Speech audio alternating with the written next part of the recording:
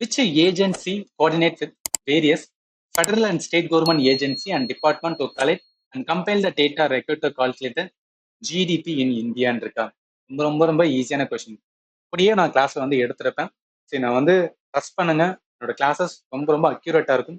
சும்மா வளன்னு புக்கில் இருக்கிற மாதிரி வந்து என்ன சொல்றது சென்டென்ஸ் மாதிரி இல்லை வந்து பேசேஜ் மாதிரிலாம் வந்து கொடுக்க மாட்டேன். Just right to the mind, என்ன தேவை அதை மட்டும் தான் கொடுப்பேன்.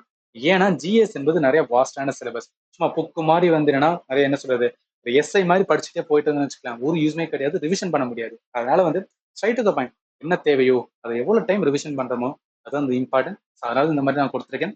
இப்ப ஜிடிபி அப்படின்னு ஒரு கான்செப்ட் வந்து பார்த்தோமா, அதாவது இந்தியாவோட மொத்த வெல்த்தை கால்குலேட் பண்றதா வந்து ஜிடிபின்னு சொல்றோம்.